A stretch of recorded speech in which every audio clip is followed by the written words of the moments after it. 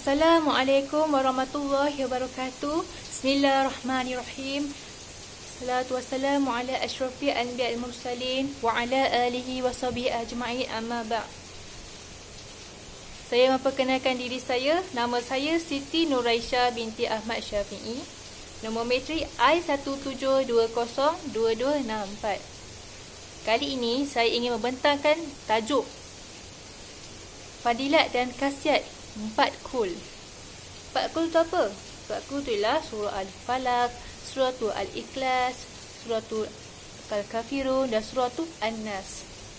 Pertama sekali, saya akan menerangkan dahulu waktu-waktu yang disarankan Nabi SAW pada umatnya untuk membacanya. Okay, yang pertama, ada 4 waktu. Waktu yang pertama ialah membacanya setiap kali selepas solat sebanyak 1 kali.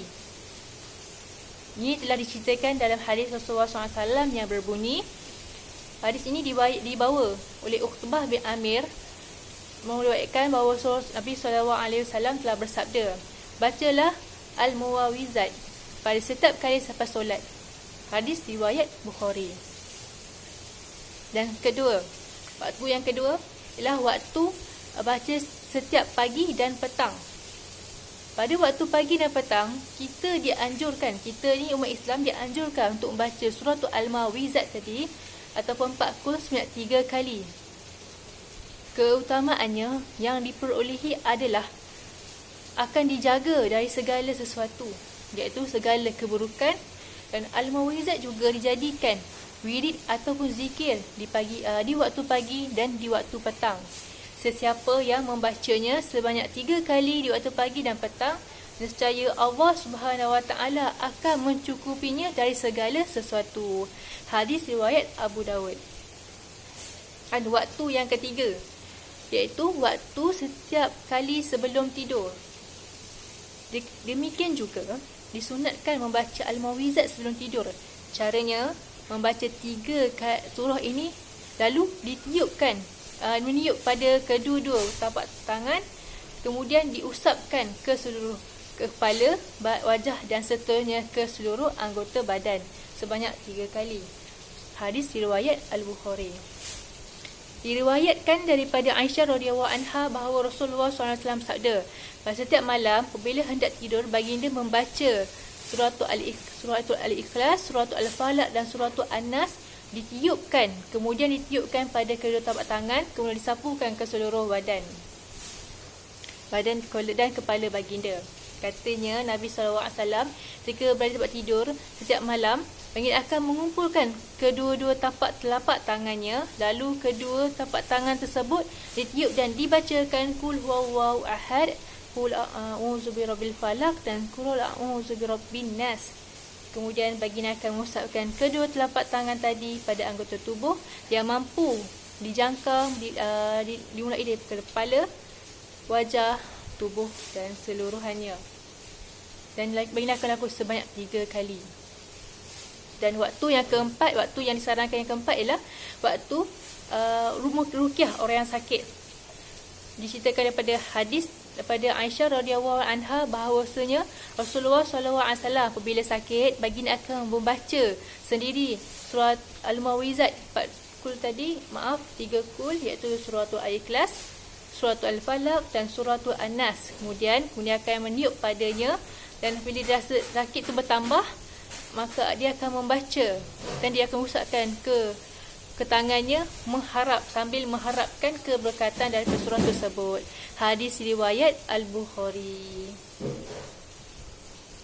Seterusnya, khasiat 4 kul tadi.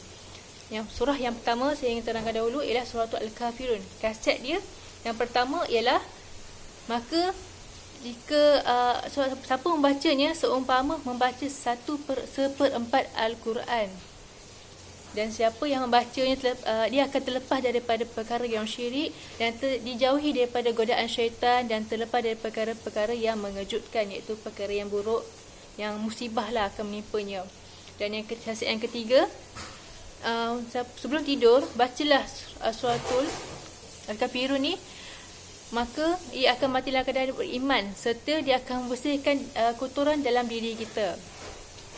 Dan yang keempat, khasiat dia yang keempat, jika baca ketika naiknya matahari dan terbenamnya matahari, nescaya ia terpelihara daripada perkara yang syirik. Yang kelima, jika dibaca sebanyak 10 kali waktu naiknya matahari, kemudian dia berdoa, insya-Allah Allah akan makbulkan segala permintaannya pada waktu itu. Dan seterusnya, jika diamalkan selalu surah ini, maka makhluk-makhluk dan yang sekitarnya akan menyukainya. Seterusnya, khasiat surah Al-Ikhlas. Yang pertama, membaca surah Ikhlas sebanyak 1 kali, ganjarannya sama seperti membaca 10 juzuk kitab Al-Quran.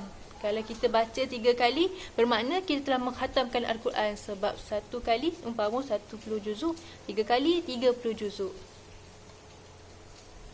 Dan membacanya ketika sakit sehinggalah dia meninggal, maka dia tidak akan mayatnya tidak akan membusuk di dalam kubur, dan dia akan selamat daripada kesempitan kubur, dan para malaikat akan membawanya dengan sayap. Mereka akan melintasi titian siratul mustaqim lalu menuju ke syurga. Dan yang khasiat yang kedua, sesiapa yang hendak pergi musafir, ketika dia hendak meninggalkan rumahnya, bacalah surah Al-Ikhlas sebanyak 11 kali, insya-Allah rumahnya akan dipelihara sehingga ia pulang ke rumah itu. Akan dijagalah oleh Allah SWT rumahnya. Dan yang ketiga, membaca dan mengamalkannya dengan hati yang ikhlas, maka ia akan terlepas daripada kesusahan dunia dan dimudahkan dalam gelombang sakaratul maut, dan dihindari daripada kegelapan kubur dan kengerian hari-hari kiamat. Seterusnya, khasiat suratul Falaq.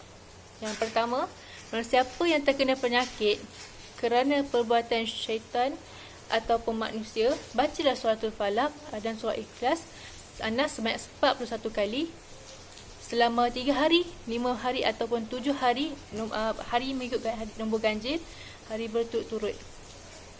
InsyaAllah dia akan lindungi daripada perkara-perkara tersebut.